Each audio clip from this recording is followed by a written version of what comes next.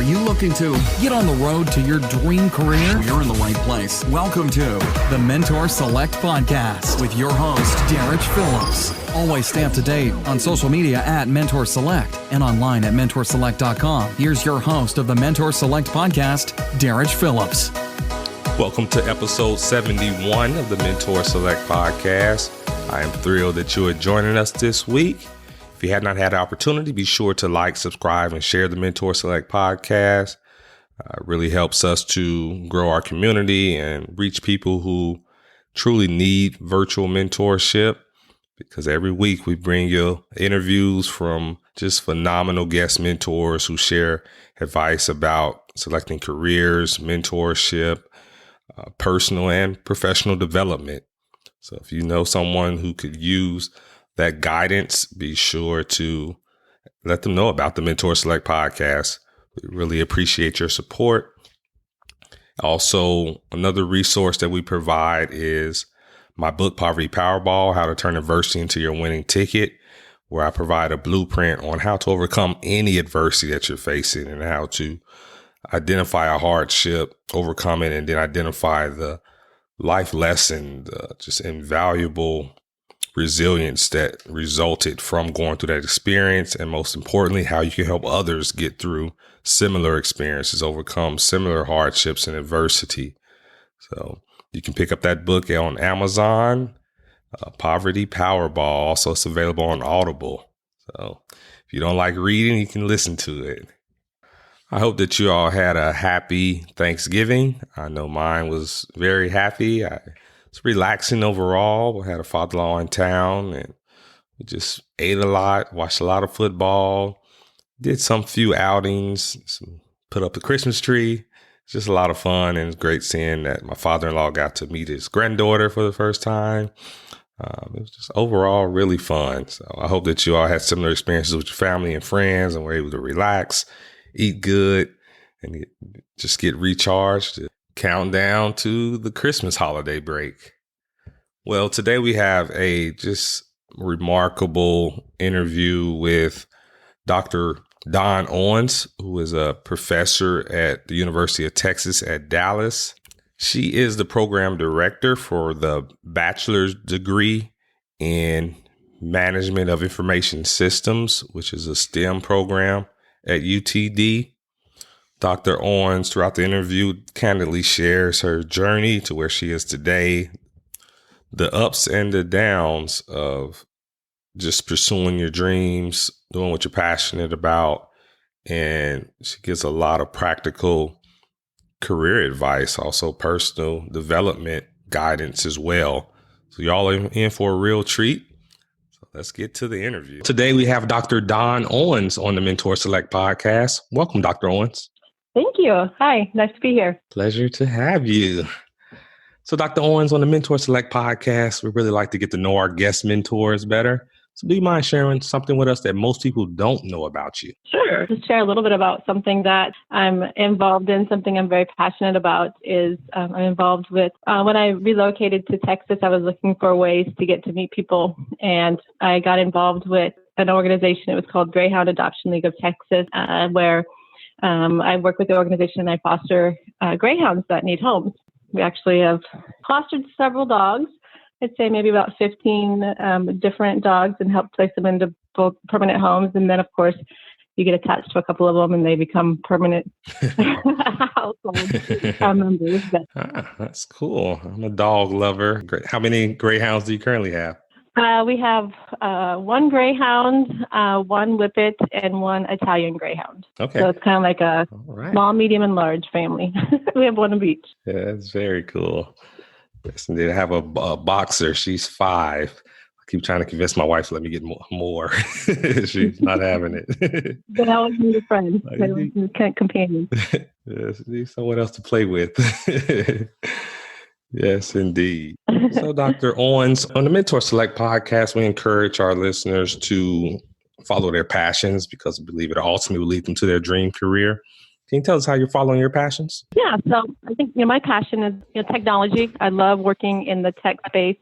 And the other thing is I really like helping people. The beauty of my job is I get to blend both things together. So have you always been interested in the technology, IT? Yes. Do you remember what first sparked that interest? Was you like a little girl watching Star Trek, or what was it? What do you believe that first sparked that interest for you? Honestly, it was, I didn't really know what I wanted to do when I wanted to go to college and thought that I would go into business. And I was very, very introverted, and I liked solving problems. I liked kind of, figuring out how things worked. I thought that I wanted to go into accounting. I thought accounting would be a good fit for me because, again, I just wanted to sit behind a desk and run numbers and not have to talk to people. And I got to college and started down that accounting path, and just really wasn't energized. Just didn't see it being something that I feel I could see myself in. And I went and saw an academic advisor and told him, just to see what other options there were. And he said, "Oh, have you ever heard of this degree called Management Information Systems?" Because he was asking me things that I like to do. And one of the things that I like to do is my mom had bought a computer. So I had helped her get it set up and would help troubleshoot and do some, I did some programming in my classes in high school. And, I really enjoyed those things. So I told him I liked working with the computer. And so he said, "Have you ever heard of this degree called Management Information Systems?" And I said, "No, tell me more." And so he told me, it's a technical program in the School of Management. And I said, "Sure, sounds interesting. Sign me up." And so I decided to change my major, and I went down that path, and never, ever have I regretted a minute of it. I was so glad that I did. And, what's really interesting is that, I always saw myself as an introvert and being somebody who worked behind the scenes. But when I got into the real world and started working, my first job out of college was actually as a programmer. And so I took a job as a programmer, and I was put on a project a new project, and we had to work with the client to understand, okay, what is it that you need? Because we developed a brand new system for this customer. And so I really had to work closely with the customer to understand what their needs were, what they wanted, and then go back and then build that. And that was that's really what sparked it, I think, is got me interested in thinking that, okay, I can be somebody who is more than that person who works behind the scenes, somebody who can actually, work with people to understand their needs and understand what their challenges are, and then come up with solutions to help them. And that's what got me, I think, really got me energized and put me on a path to, do other things within IT. So I did other roles within IT, eventually went into management, managing different development teams. And kind of how I got into teaching, I get asked that a lot. How did I get into teaching? Is I've always been an academic. I love school. I love the challenge of school. Always wanted to be that person in the class who gets, the top grade. So I was just, school just motivated me. But as soon as I finished my undergraduate degree, I took about a year off and then went back and got my master's. And then after I got my master's, I was close with, several of my professors, and I would see them in the classroom and teaching. And I'm like, I think that I might be able to do that. I want to try to see if that's something that I could do, because they made it look so easy. And, now I know it's not easy, but they made it look so easy. And I decided to pick up a class, an evening class, and teach it and see where it went. And I would say as soon as I did that, I had found my passion. I was really nervous, again, being somebody who's not somebody who likes the limelight, but somebody who likes working behind the scene. I didn't know how I was going to approach that, but, stepping out of my comfort zone and standing in front of that class and teaching those students, I was like, okay, this is what I want to do. This is what I need to do. Uh-huh. And, how am I going to do this? Because I want to do this full time. And so, of course, it didn't come like day one. Of course, it was after, teaching a couple classes that I really, really decided that this is something that I could really see myself doing. And so then it was then and there that I decided that, I want to do this full time. So how do I do that? Well, in most teaching positions, you have to have, a PhD. And so I decided to go back to school and pursue my PhD while I was working full time. It was challenging. It was definitely challenging, but I'm glad that I stuck with it. There were times when I wanted to give up, say it was too hard because I was starting a family at the time. I was working full time, trying to get my PhD. And there were times where I just wanted to give up.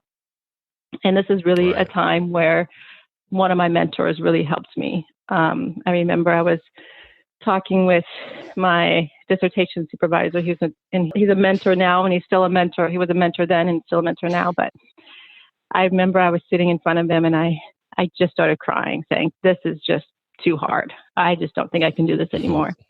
And it was in that moment he said to me, and he said, "Well, if it was easy, everybody would be doing it." And it's one of those things where it just kind of changed my thinking and gave me that push that I needed to push past it and then continue on, and then continued on. And so that kind of got me to where I am today. Wow, that is impressive. You covered a lot for me to go back and dive into. It's a lot you cover, where especially when you talked about how, as far as being an introvert, and I think a lot of, it's kind of like just a common, I guess, a stereotypical assumption that people in IT are introverts and prefer to just work on computers and be behind the scenes. But you brought up a really good point, how at your first job, you work closely with the client, and to really understand what their needs were, you had to be client facing, something that you didn't anticipate, but it required you to step outside their comfort zone and be more extroverted. Right. And that's just the reality of pretty much any career now. You're not really just sitting in a silo producing whatever your widget is you have to be facing the customer or your other team members working together, collaboration. Absolutely. I like that. Also, how you mentioned about when you first started pursuing accounting, you just really felt that wasn't going to be something that energized you. Can you elaborate more on how important it is to find something that energizes you? I think that is so critical, because when you are doing what you love, and this is what I tell my students, is that when you're doing something that you love, it's no longer work. It is not a job. If you are not doing something that you love, then it's just work. It's just a job. You go in, you clock in, you do your time, and you leave. Where if you're doing something that you're very passionate about, and it becomes more of your life. It becomes ingrained in your life, and you don't dread sitting down to do what you need to do. I mean, there's times when, of course, that I have things that I need to do in my job that I'm like, okay, I don't really want to sit down and do this. But when I look at the big picture, we all have things about our jobs that aren't our favorite to do. But when I look at big picture, I like getting up in the morning. I like going to work. I like, working with students. I like trying to be part of their journey. And, sometimes I'll go into a classroom and I'll think, okay, that was the worst lecture I've ever had. It was just horrible. And then somebody will come up to me later and say, oh my gosh, you just, what you said there really got me thinking about what I need to do. And that was just awesome. And so, a lot of times we underestimate the value that we bring sometimes. So I think it's really important that you're doing something that you're passionate about. And again, another thing that I tell my students is that do what you're passionate about, not what somebody else thinks that you should be passionate about. It's really important to follow what you believe is exciting to you, and not what somebody else wants you to do or somebody else thinks you should do. Right. And I love the fact that you encourage your students to follow their passions and do something that they're excited about and passionate about. Because I remember when I was in school, that really wasn't encouraged as much. It was more so encouraged to play it safe, get a job, get a good job, and keep it. Exactly. Yes, we definitely changed just as far as how we view careers and fulfillment. So I'm very happy to hear that. Also, how does it feel knowing that kind of what inspired you to start teaching was seeing your other professors, like how they made it look easy and enjoyable, and you could tell that they were passionate about what they were doing? How does it feel knowing that you're in that role now, or it's shifted, where you're making it look easy to your students, and maybe you're going to inspire some of them to become professors? You know what? And that's absolutely true, because look back, and I know of 2 students that were students of mine who have actually now become professors at UT Dallas. So, being able to know that you're making that difference and you're inspiring somebody is, you don't think about it on a day-to-day basis, but now that you kind of mentioned that, it's like, okay, yeah, that's wow. When you have your worst day and you think about, okay, what the impact that you're making, that continues to to push people to continue doing it, even when sometimes it is hard. Right. And yeah, that's a really good point. And then also what you mentioned about once you're doing what you love, what you're passionate about, it's not work, but you gave it that context where it doesn't mean it's just all fun and games. It's going to be components of whatever you love doing that you're not going to enjoy doing and maybe mundane to you. An example is I enjoy doing this podcast, interviewing remarkable people like yourself. But I hate after the interview where I have to edit it and do all of the mundane tasks. Exactly. But yeah, it's just a component of it. But this part I love. So yeah, I think it's really important to give that context where people don't think, oh yeah, I'm just going to be doing what I love on the beach and playing and partying all day. No, you have to put in the work. Exactly. You have to. Certainly. So I know there's a big push to get more minorities and women excited about careers in IT. Are you involved in any of those efforts? Absolutely. So that's something else that I'm really passionate about is, bringing the education down to the lower levels. So one of the things that I've learned being in my position is that kids are making decisions about their futures, at an earlier age. In middle school is really when they start thinking about, okay, where do I want to go? Where do I want to see myself? So one of the things that I wanted to do is really to start reaching those students while they're at that pivotal age of making decisions about career choices, and then educating them about what is this career path all about? What does it mean to be in STEM, and why is it so important? And reaching out to those individuals, those that may not have an opportunity, don't have the same resources as everybody else, or don't get access to that. So one of the things that I started was a program for girls in middle school to really bring them to campus, show them what it's like to be on a college campus, introduce them to students, introduce them to industry professionals. We do a couple teaching sessions with them, and so teaching them about what STEM is all about and how is STEM utilized in business. And that really has helped open students' eyes. It's really amazing when you look at it. We gave them a survey at the beginning of the program, just asking them, do you see yourself in this field, or what do you think about it? And then doing a follow-up questionnaire. It's amazing the difference that you'll see, not just in their interest, but in their confidence. A lot of times they think that they can't do it, but then their confidence level is, yes, I could see myself being able to do this. And so that really excites me. And then, just continuing to support females at the college level. So I'm in the faculty advisor for a couple student orgs, Women in Technology and Business, where our mission is really just to give encouragement and support to those females who are pursuing a STEM degree. Because the challenge is that if you look at the demographics, only on a national level, only 25% of females are in STEM degrees. So, being able to provide encouragement and support to those groups to be able to say, continue doing what you're doing, even though you're going to be the minority, even though you might be, the only female in the room, continue doing what you're doing because it's important and the field needs, women like you.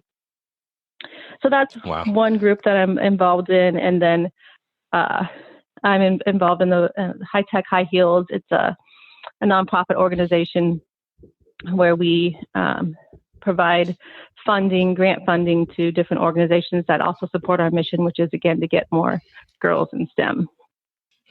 Okay.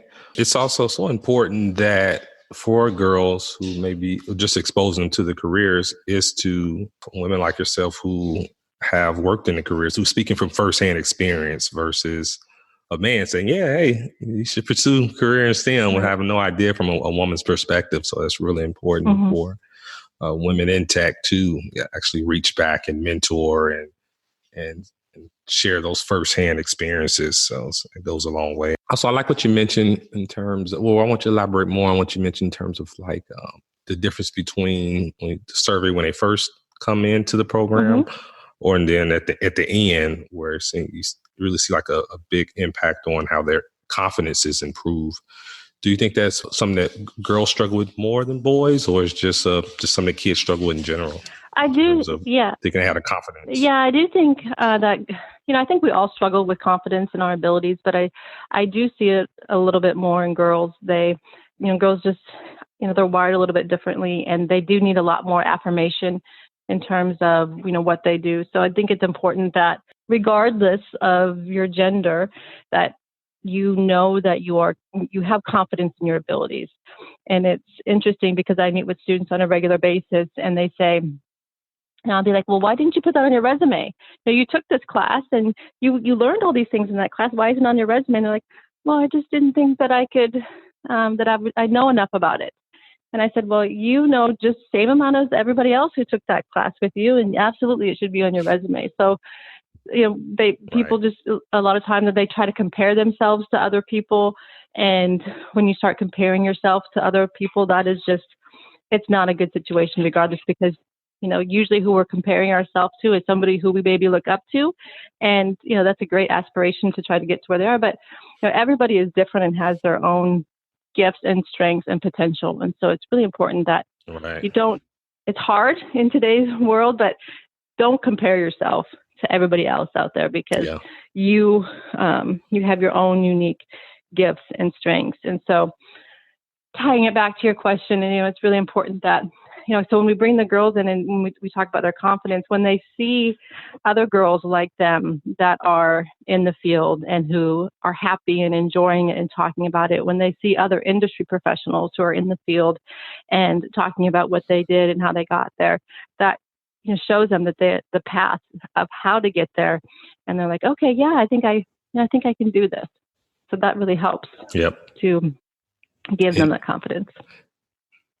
Indeed. And it ties back into, I recently heard someone say it like, well, you can't be what you can't see. And it was talking about in the context for kids. Mm-hmm. If they don't, especially for girls, for example, they don't see girls in tech positions and they don't believe they can do it. Or Right.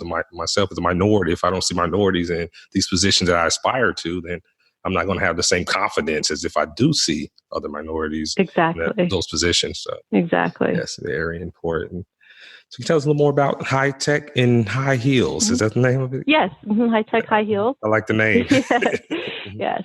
So High Tech High Heels, I'm on the executive board of that organization. And again, their mission is to get more girls into STEM, more middle school, high school girls into STEM. And so what they do is they're a nonprofit organization, and they raise funding, and then they provide that funding to other organizations who do these programs. And that, kind of how I got involved with them is they provided me with the grant to be able to do my first middle school girls program.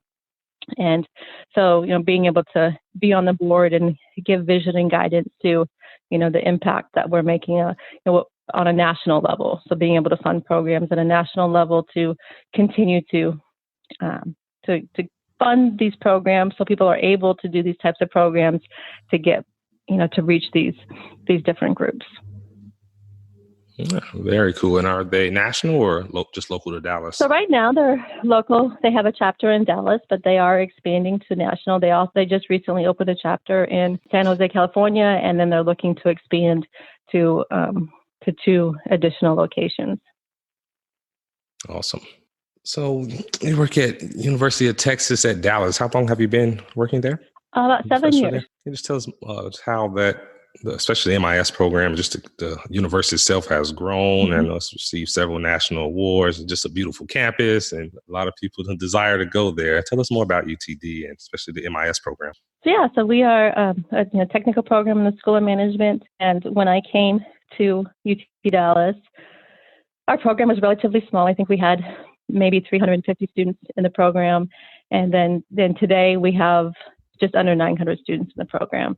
So the program has seen tremendous growth. One of the projects that I did when I came here was to make it an actual STEM designated degree program. So it's recognized as a STEM program. So it is one of the few STEM designated degree programs in the School of Management. A lot of times people have a misconception that, well, it's not really a technical degree. You're not going to be doing anything technical, but it is really a technical program that blends the technical side and the business side. Students take 36 credit hours of IT-related classes, and that really positions them for different careers in IT, from consulting to programming, engineering, data analytics, network engineering, database administrator. So there's lots of different paths that our students take, when they graduate from this program. Oh, very cool. And can't forget cybersecurity. Oh, that's right. Yes, I'm glad you mentioned that. Yes, we do also do cybersecurity. Fantastic. Since we do focus a lot on mentorship for this podcast, I mentioned that one of your mentors has influenced you. Can you tell us more about how mentors have played a key role in your personal and professional life? Sure. That's how I got this job really at UT Dallas, is that, I was comfortable with what I was doing. I was working as a professor back in Omaha, Nebraska. I was comfortable in my job. I'd finally figured out how to do everything and was comfortable, and had just gotten finished my PhD. And my mentor said, my dissertation supervisor said, he had continued to prod me to say, why don't you just explore, just see what's out there. You don't have to accept anything. Just go see what's out there and see what other jobs are out there. And what's his name? His name's Dr. Deepak Kazanchi. Okay. And he continued to push me, and I would always tell him, no, I'm very happy. I'm never leaving here because I've grown up here. And he continued to push me. And, when somebody continues to push you enough, you finally say, okay.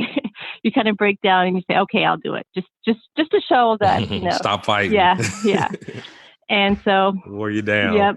So I applied for some jobs, some different academic jobs. And I was not very, something I probably shouldn't be telling a lot of people, but I was not very, I didn't look at the schools. I just wanted to apply for schools that were in the southern region because I was coming from Nebraska. I'm like, if I'm going to ever leave, it's going to be someplace for a warmer climate. And so I applied to a couple different positions that were open, and UT Dallas was one of them. And, again, so it was all about stepping out of my comfort zone. So he encouraged me. And that was the thing that why this mentor was so impactful to me, is that he gave me the confidence I needed when I didn't have it in myself. So I got on a plane and came to UT Dallas, interviewed for this position. And I remember getting on the plane to go home saying, okay, if they offer me a job, I'm moving. So it was just one of those moments where I'm glad that, he pushed me. I'm glad that I decided to step out of my comfort zone, and they did offer a position, and then, so relocated to Texas. The rest is history. Exactly.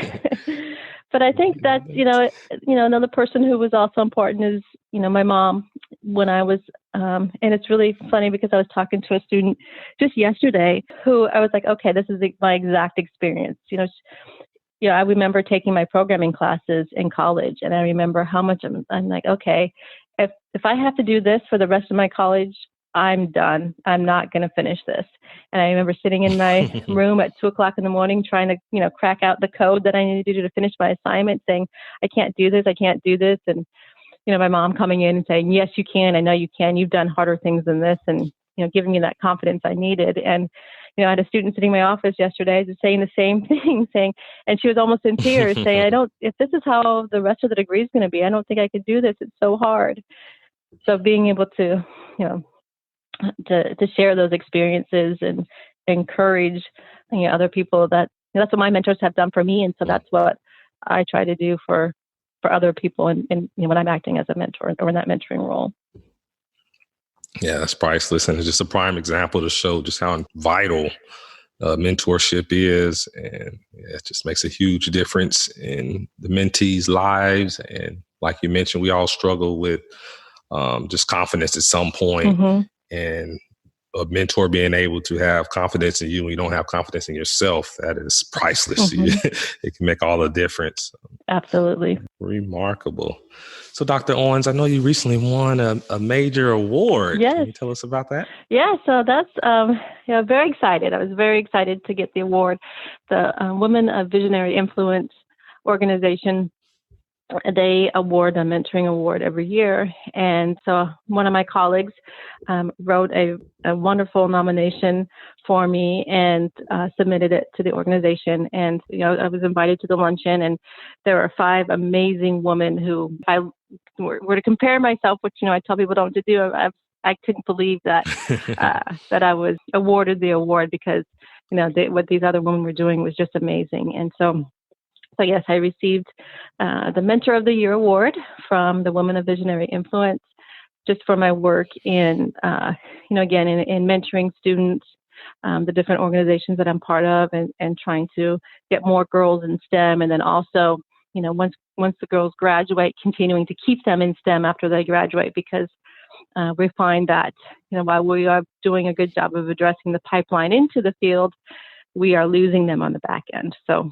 that's kind of another area of focus that I'm looking into, to say, okay, we've got them here, but how do we keep them here?